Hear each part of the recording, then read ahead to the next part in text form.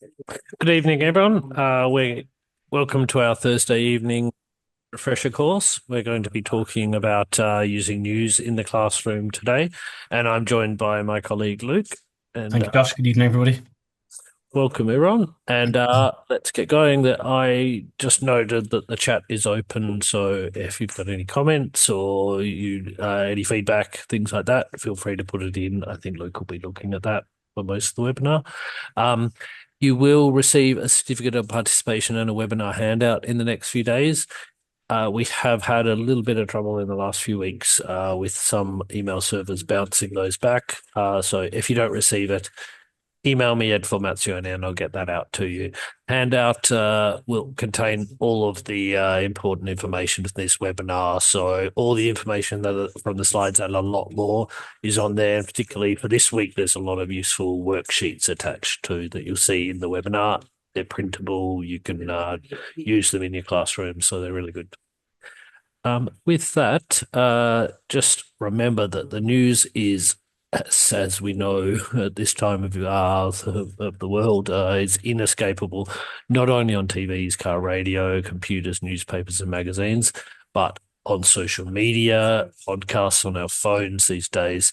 Interacting with news sources has never been more important or so easy. Most of the international news media is in English, so exposing students to news sources in English will get them closer to English culture. Let us know, have you used the news in your English courses, sorry. Let us know in the chat and how you've used them or what you've done with them. Okay. We always have some objectives. So by the end of this session, I hope you'll be better able to use a variety of activities to exploit news material for development of skills and language. Plan speaking and writing activities based on current events and news stories. And we're going to be looking a little bit about fake news. So hopefully you'll be able to create and use some activities based on those. Okay. With that, I'll pass over to Luke, who's going to talk about creating a news podcast, something that students can do. Cool. Thank you, Josh. Good evening, everybody. Yeah. Podcasting as a medium has kind of exploded, I would say, in the past 5 years. It's a new way that everybody's consuming news, whether it be current affairs, politics, sports, arts. There are millions, thousands of podcasts out there. So it's a good way for students to interact with the news in a different way. We can also bring that into the classroom. So you can get your students to work in pairs or to work in groups and to plan their own podcast. They can write a script for it, and if possible, they can act it out or maybe even film the podcast to put on their social media if possible. Um, what's important is that the students can choose their own topic they can choose their own topic in relation to something that they're interested in, or you can give the students a particular topic that you would like them to comment on. Um, Also with podcasting as teachers, you can kind of guide the students into how you would like the podcast to be scripted or how to be presented. So you could be asking the students to look at their register, maybe looking at grammar aspects like reported speech potentially. Or you could ask them to have a back and forth, like a question and answer discussion, or it could be more informative, relaying particular bits of information you want the students to describe, or it could be more descriptive, inserting kind of more creative elements of language, similar to what we touched upon a few weeks ago in the storytelling webinar that we hosted. Exactly. Um, I Sorry, think Josh.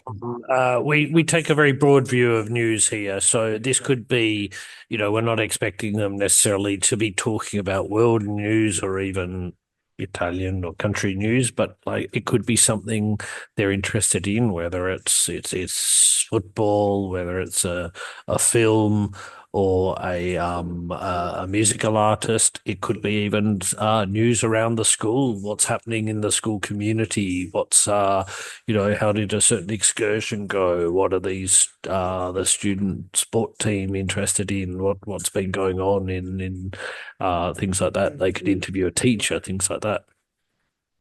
And if the students don't have any ideas or are a bit reluctant to maybe put forward their ideas, you as the teacher can invent a story. So we can have a zombie outbreak in Milan, or even a story about the school, as Josh just alluded to. So an ideal school trip that they would like to go on, or how the school football team is progressing in the cup tournament, something like this. Um, and the podcast can be presented in different ways. Okay, so you can have a newscaster presenting the story on location. So if it is about the school football team, they could maybe go down to the sports field and film record their podcast down on the sports field.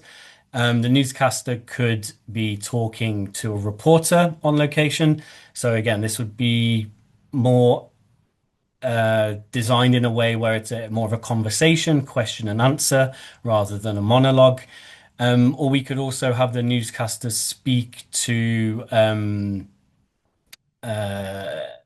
celebrities or kind of decision makers um, about a particular concept. So I don't know if it could be artificial intelligence. One of the students could pretend to be Elon Musk, and he can talk in as Elon Musk about AI or maybe space travel and other things Elon Musk is interested in, I suppose. We've done this as making a news podcast, but I mean, it could be you could also use this as sort of making TV news, a news bulletin, things like this. So, the idea of making a news podcast is that you can do it with just recording. Okay, just the voice recording, but obviously you could adapt it to have video and things like that as well. And students nowadays, as we know from our MLA centres, are really good at making short videos and things like that. So I think don't underestimate their skills of editing and things like this. And also, sorry, Josh, just to go back Mhm. on the slide, Oh, sorry. sorry. Something I didn't mention, but so obviously this is primarily a speaking kind of exercise, but with the script writing as well, you're incorporating the writing skill. So it's developing more than just speech. Obviously, if it's a question and answer back and forth, that's listening skills as well. So even though speech takes precedent in this form, you can definitely incorporate other language skills in this exercise as well. Okay, we're going to play a video for you on how a podcast should be designed. The video is the link to the video is on the handout. So if you don't catch everything the lady is saying, you can watch it back in your own time. And the worksheet, as it says, is on the handout that you'll get as well. This woman has a little bit of a Liverpool accent, or Scouse, as we say in English. So you may not catch every word if she's talking too fast. But when you do watch it, if you do watch it on YouTube, you can put up the subtitles. I wasn't able to incorporate that in the slides, so we'll have a look anyway. If you have any problems, you can always watch it again. The link's in the handout. Hello, my name is Gunan and I present a radio show on BBC Radio Merseyside, but I also train journalists for the BBC World Service, which means I get to travel. I've worked in radio a lot, and writing for radio or a podcast is a little bit different to writing for TV or the internet. Once you've decided on your story, you need to write a script for it, which means telling the audience what the story is all about. So this could include an interview or different people's opinions, which is what we call a vox pop, and you will need to go out and record it. Or your radio report, maybe a straight read like a news bulletin, or a live interview with someone who's involved in the story. When writing for radio, there are a few things you need to remember, like writing a news script. Keep it clear, concise, and correct. Remember that the listener will only hear the word once, so you don't have any visuals or graphics to help you along. So you have to keep your sentences short and simple and not use very big words. Don't say, The club have said they will terminate the manager's contract with immediate effect. just say, the club has sacked the manager. Don't say, The police deployed 3 units. just say, the police sent 3 cars. You are writing for speech, so remember that whatever you write, someone else is going to read that out loud. So for example, if you write 4 p.m, you would say 4 o'clock in the afternoon. So make sure you write as you'd speak. Before you go out, read your script out loud, make sure it makes sense, and if you have time, ask someone to listen. You might have noticed when reading a book, you have an idea of what the characters look like and what the scenes look like. And it's exactly the same thing for radio. You want to paint a picture for the audience so they can see where the story is going and what's happening. And there are a number of ways you can do that. Use sound effects. So for example, if you're doing a story about rowing or a building site construction, you can use drilling or lapping water. That way the listener knows where you are straight away. Description. So just remember, the listener can't see what you can see, so you have to give as much description as possible, from colours to scenery to what's in the background. Atmosphere.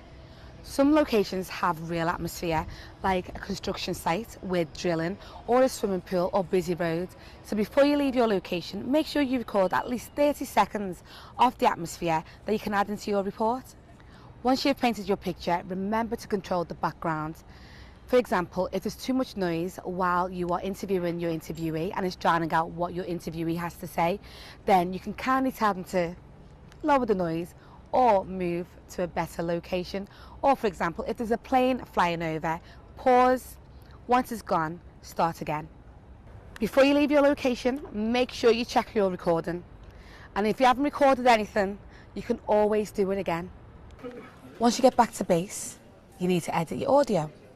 You need to pick the best clips and edit out all the ums and the ahs. You then need to write a cue. This is the bit that the presenter reads out to introduce your report. It should sum up your story in a couple of sentences. Keep it simple. So those are my tips for writing and making a report for radio or a podcast. Why don't you give it a try? I think it's a really nice video that it's good ideas. There's a whole series of these BBC Young Reporters that you can share with your students, so you'll find them linked when you pull up that video. You'll see other ones, and they're great. I think there's a lot of good information there, to keep things concise, to describe what you can see. Obviously, it's audio. Okay? And we've created a very nice handout there, which has got a quiz there. So you can use that with your students if they watch that video, and then later on they can make the podcast if you want to. We're going to pass on to the topic, a very popular topic at the moment, I guess, of fake news. So, what is fake news? One definition is it's false or misleading information presented as news. So it often has the aim of damaging the reputation of a person or an entity and making money through advertising revenue. Okay, is it a problem and why? Okay, and some questions to consider are: clickbait headlines fake news? Oops, sorry, one moment. We're going to have a look at this video where they're going to talk about fake news, and we're going to have a look a bit at. I think this is a really good thing to share with your students, because it's very easy for young people to be, not only young people, but people my age as well and older, to be fooled by fake news. And I think it's important we can give them this. And I think sometimes students may also maybe seeing something in another language that isn't their first language, their defenses might be a bit down. They might sort of consider it a bit more seriously, since they might not be able to understand all the things, or maybe even if it is not necessarily fake news, but even satire. Mm-hmm. So let's have a look at this. Fake news. We think it's a problem. I think fake news is a problem because it can influence how people make decisions. It leaves me feeling like I don't know who to believe. And it worries me that people are growing up misinformed. And if we're misinformed, How can we understand the world around us? I think it's a problem because it leads to confusion. And we begin to mistrust all news sources. But what exactly is it? And how do we spot it?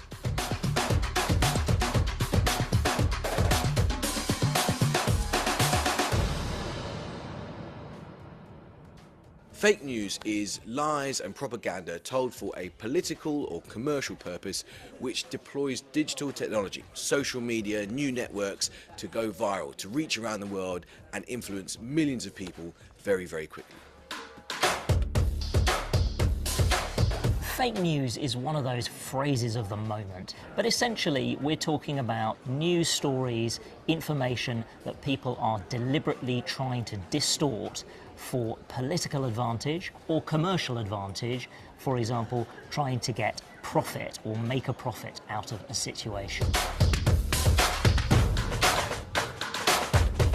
So what about news that's just wrong, like when someone's just made a mistake? Mistakes can be made. Journalists sometimes make mistakes too. Or sometimes you might be reading a story and the headline could be misleading. Or a photo in that story could have been changed in some way. It might even have been changed to make you laugh, to make you want to share it. These stories we wouldn't necessarily call fake news, but they are misleading in some ways.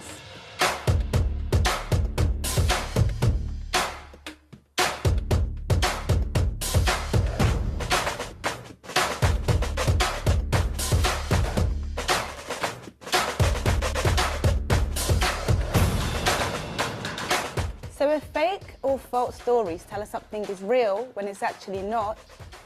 What about when someone tells us something is fake or false when it's actually real and true? We need to be very careful about the misuse of the phrase fake news. If you're a politician who wants to close down debate, then you might use the phrase fake news because you don't want people to ask you questions about something uncomfortable. And that's a legitimate area for democratic inquiry, so it's really important that we're clear about what fake news does and doesn't mean.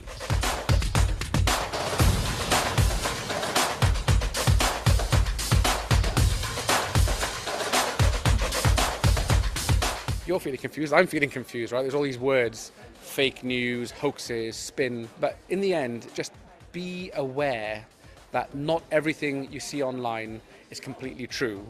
It might be helpful to think of it not just in black and white terms, but there's lots of different ways that a story might be misleading or inaccurate, it might be spin, and in all of these situations, it's helpful to step back and just ask yourself, is this likely to be true? Does this feel right? Before you go on and share it on social media and pass that story along. Again, another video from BBC. Obviously, we can't do a English webinar on news without talking about the BBC. Okay. Oops, sorry. I think once is enough. Okay, so not only it can educate your students, but this has quite a range of accents and things like that to help your students with their listening skills. And we have made a handout for this as well. Okay, let us know in the chat if you remember these things. So news is a problem because it can impact, decide, or influence people's decisions. Let us know in the chat, ABC or 1A, 1B, 1C, whatever you think is correct. Nowadays, young people feel uninterested, misinformed, or uninformed.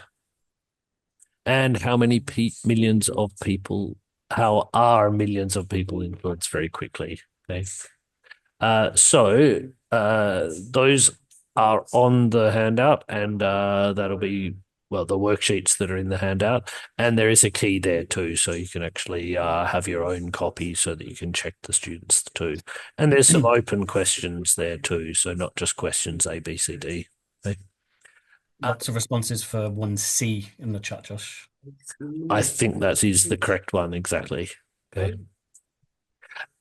Continuing on with fake news, a good thing you can do is find some headlines. So can you, the participants, work out which of the following headlines are genuine? So here we have Minnesota deputies reel in women stranded on waterborne unicorn.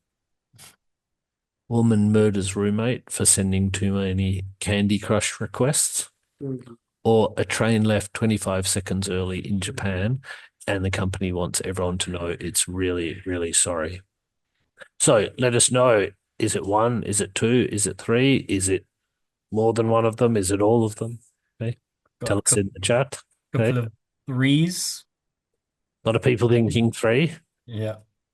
It's the most popular response at the moment. Let's have a look. Well, the one about a woman stranded on waterborne unicorn, here we have it there. We have a Japanese train departs 20 seconds early. And we have a woman murdering a college roommate for sending too many Candy Crush requests. Does anyone have an idea now they've seen the stories? One of these is not true, right? Or is fake news. So is it a consensus with three? The Japanese train. Yeah. In fact, the fake one, that Japanese train is a real story. Okay. It's the fake news is the woman murdering the college roommate for sending too many Candy Crush requests. So I guess the one that was a bit more tragic was actually, in this case anyway, was fake. Okay. Matteo says, thank God. Yeah, well, exactly. Okay. God help us all if people are murdering for sending up. Anyway, there's a really nice thing that I put in the handout here. It's not made by us, but I've shared it. How to spot fake news, and it's got some really good advice here. Consider the source, read beyond, check the author, supporting sources, check the date. Is it a joke? Check your biases, and ask an expert if you need to. Okay. And we've got, again, as I said, we've got a lot of things in the handout, a lot of worksheets. So we've got this sort of activity that you can do with your students. So while it's not a positive in today's societies, we can use it to our advantage. So you could use a fake news article, maybe even that one, Candy Crush, okay, and share it with your students, and they can discuss it. Okay. Headline can be used to practice speculating, a key skill for speaking exams, B1 to C2. So you get just the headline, and they could sort of see if they could understand, maybe invent the story. Okay. The language used may be more colloquial, helping to build your students' vocabulary. So particularly at higher level students, remember that newspaper headlines, certainly in newspapers.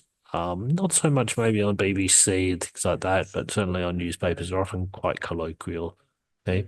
And you can get your students to practice persuasive writing and have them write a fake news article. That can be fun, obviously, as long as you make sure they're not trying to convince anyone that's true and putting it on social media later.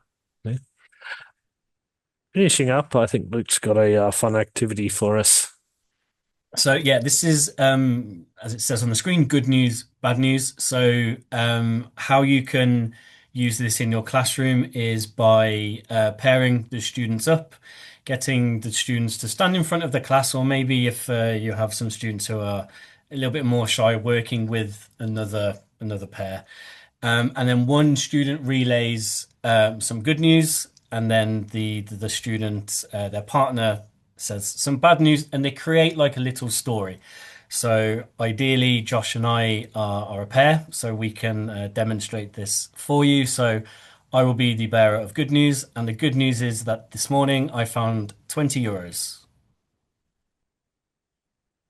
So then Josh would respond with the bad news. Josh, you're on mute. Oh, sorry, I beg your pardon. The bad news, I'm afraid, is that 20 euros you found was fake. Okay, so then I would respond, the good news is that it was fake, made by Banksy. So someone offered me 10,000 euros for it. The bad news was that they tried to pay with a 10,000 euro bill, which doesn't exist. And then I would, if possible, carry on the story. I could say that the good news is I have a friend who will accept 20,000 euro notes. But those it can be quite fun. So these sort of things, someone says, something, oh, it was my birthday and someone gave me a cake. Okay. Someone else says, but when we ate the cake, we all got sick. And then, but when I went to hospital, I met my favorite film star. Okay, these sort of things, and you can go back and forth, and it can be quite good to keep students on their toes. We've had a look before at these sort of things where we have like a conditional chain where you make it a conditional, if I pass the test, I'll be really happy. If I'm really happy, I'll go out with my friends. If I go out with my friends, I'll go. So these sort of story chains. We've looked at composing stories. I mean, in our storytelling one recently, where one person can start a story, the next person can follow it on, the next one. These sort of things can be really good, sort of collaborative, and these sort of things can be really fun. And I've done this with students, and while it is challenging, and you might not want to keep it going on for too long, you can always start new ones. When you get two students who are really good at it, it can be really competitive and really fun. So if you do have students who are perhaps not thinking as quickly as you would like, you as the teacher can obviously insert some inspiration and end it, like Josh said. If you do have some particularly strong students, you can kind of tell them to stop and not have the activity go on for too long. Yeah, and you can always just change it a little bit. It doesn't need to stick to this idea of the money in this sort of case. It could go on to something else, and then when I went to spend my money, I wanted to buy a car, but the car broke down. Things like that. It can change like that.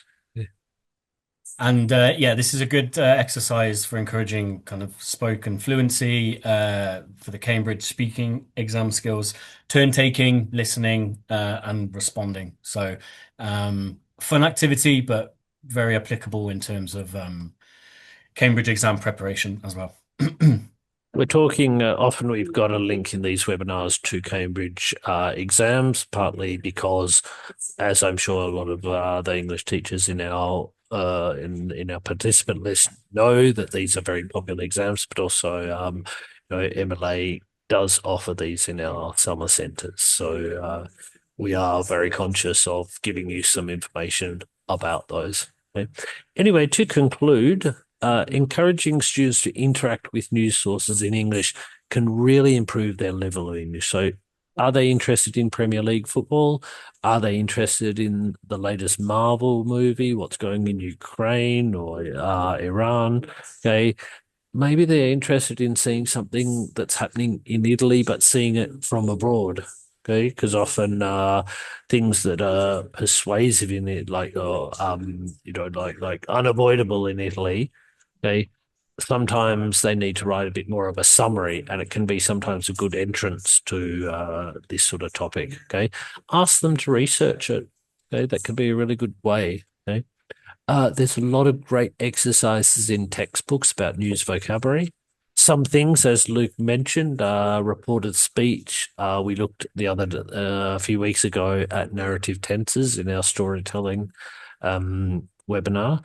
And headline vocabulary. As I said, there's a lot of expressions that are used in headlines a lot, and even there's some sort of strange grammatical rules where we often use, for example, present tenses instead of past tenses, or we omit the verb to be, we omit articles quite often, things like that. There's often in a book of usually around B2 level, you'll find something that talks about headline vocabulary, and it can be really useful because quite often students get a little bit caught on the headline and they really don't understand it and don't understand what it's going to be talking about, and it puts them off reading it. If you can get them to understand that, then maybe they're going to be a bit more keen on continuing the article itself. Okay. Why not get students to summarize a contemporary news story into emojis? We did in, I think our Cambridge writing webinar, which again is on our YouTube channel, link in the handout. We talked about an emoji story.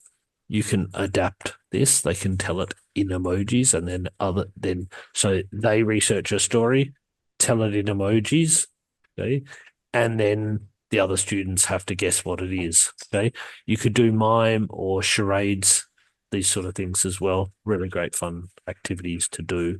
And even though mime is not using the English, all the other students have to come up with the words in English. Okay. We've got a lot of future webinars planned, but we're always welcome to your ideas.